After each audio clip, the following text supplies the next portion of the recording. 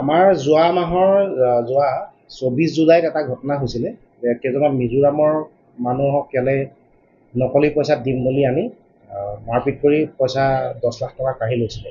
এই সংক্ৰান্তত চামগুৰি থানাত এটা কেছ ৰেজিষ্টাৰ হৈছিলে আৰু আমি প্ৰায় এতিয়ালৈকে সেই সংক্ৰান্তত 6জন মানুহ এৰেষ্ট কৰিছিলোঁ। কিন্তু তাৰ লগত জড়িত যিকেইজন লখিমপুৰৰ ব্যক্তি আছিলে, যিকেইজনে প্ৰকৃততে মাতি আনিছিলে মানুহকেইজন, সেইজনে আমি বহুত দিনৰ পৰা বিচাৰ খোচাৰ কৰি আছিলোঁ।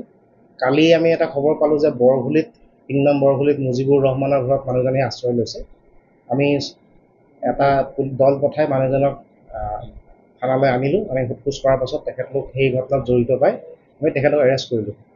আজি মুজিবুৰ ৰহমানৰ পৰিবাৰ, তেখেতৰ নামটো ৰেজিয়া খাতুন, তেখেতে এই মানুহকেইজনক এৰাই দিবৰ কাৰণে মহামাৰী আইচিক মানে ঘোচ দিবলৈ গৈছিল আৰু ঘোচৰ হাতত ধৰা পৰে আৰু তেখেতৰ হাতৰ পৰা 1,36,200 টকা উদ্ধাৰ হয় আৰু তেখেতক এই সংক্ৰান্তত এৰেষ্ট কৰা হৈছে। এতিয়ালৈকে আমি এই ক্ষেত্ৰত ৰিয়াজুল ইছলাম আৰু মাৰাজুল ইছলাম দুজনৰ ঘৰ বিহপুৰীয়াত তেওঁলোকক এৰেষ্ট কৰা হৈছে। টকাখিনি যিখিনি যে দিব সেইখিনি ঘোচ দিয়া টকা হয়, মানে ঘোচ দিবলৈ বুলি তেওঁক মানে দিছেগৈ আইচিক যে এৰি দিব লাগে আৰু সম্ভৱতঃ এইখিনি টকা সেই ডকাইতি কৰা টকাই হ'ব। Thank U.